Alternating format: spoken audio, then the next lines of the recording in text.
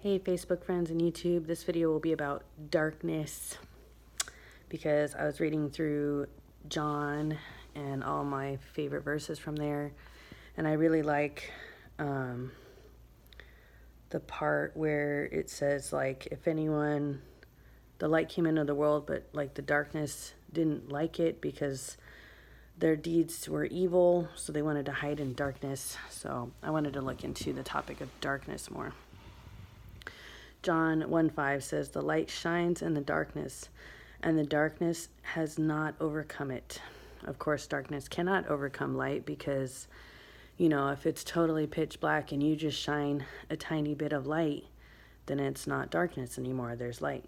So that's what we're supposed to be. We're supposed to be like shining lights in the world. Like Jesus said, no one can light a lamp. No one should light a lamp and put it under a shade, but you put it up on a table to give light to the whole room. And that's what we're supposed to be. We're supposed to be dispelling the darkness, push back the darkness. There was a song with that line in it. So keep shining. You are made to shine. If you are saved, God made you to shine and to dispel the darkness, make the darkness go away. 1 John 1, this is the message we have heard from him and proclaim to you, that God is light, and in him is no darkness at all. If we say we have fellowship with him while we walk in darkness, we lie and do not practice the truth. But if we walk in the light as he is in the light, we have fellowship with one another, and the blood of Jesus, his son, cleanses us from all sins. Yeah. And then Acts 26, open their eyes that they may turn from darkness to light and from the power of Satan to God. John 11:10, if anyone walks in the night, he stumbles because the light is not in him. Oh, if anyone walks in the night, he stumbles because the light is not in him. John 8:12, Jesus said, I am the light of the world. Who follows me will not walk in darkness, but will have the light of life. Luke 1:79, to give light to those who sit in darkness and in the shadow of death, to guide our feet into the way of peace. Yeah, this is my favorite passage. John 3:19, this is after John 3:16. The light has come into the world, and people loved the darkness rather than the light because their deeds were evil. For everyone who does wicked things hates the light and does not come to the light, lest his work should be exposed. But whoever does what is true comes to the light, that it may be clearly seen that his works have been carried out in God. Yeah. Everyone who does wicked things hates the light. I had an encounter recently where I posted some stuff on a town Facebook group. I probably should have just never joined my local town Facebook groups, but I guess I angered some people posting stuff about homosexuality, which I probably should just not discuss that with non-Christians because they don't understand. Anyone who does not have the Spirit cannot perceive the things of the Spirit. They seem like foolishness to them. Romans 1 talks about that. So, do not cast your pearls before swine. So be careful about who you talk about morality with. Some people just really don't care, and they're just going to get really mad at you if you try. So anyways, be careful of that. But yeah. So if you are in the light, just stay in the light.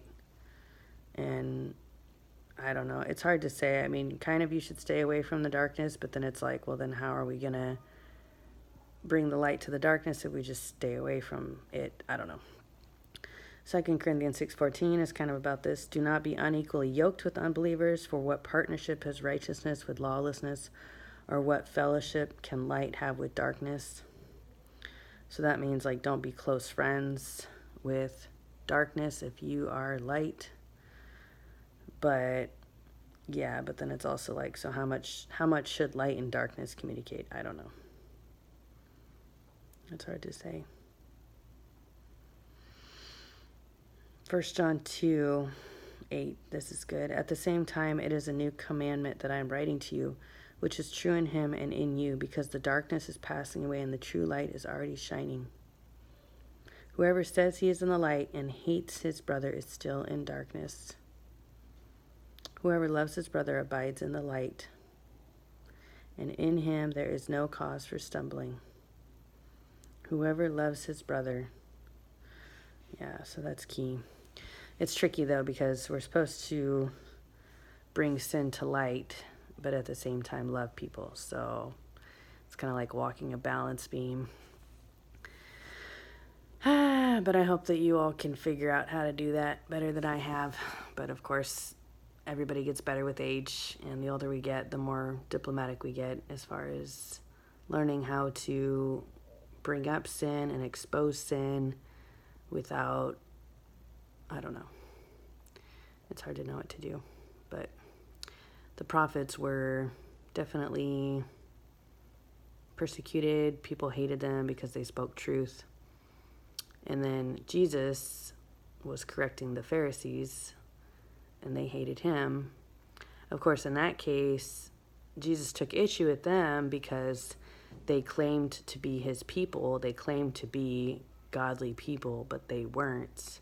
Like he said, these people honor me with their lips, but their hearts are far from me.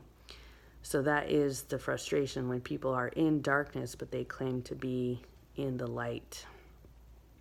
And I guess that's why I was getting frustrated about the topic of homosexuality, because it's like, if some people are in darkness, but they think they're fine and they think they're in the light, that's the frustrating thing.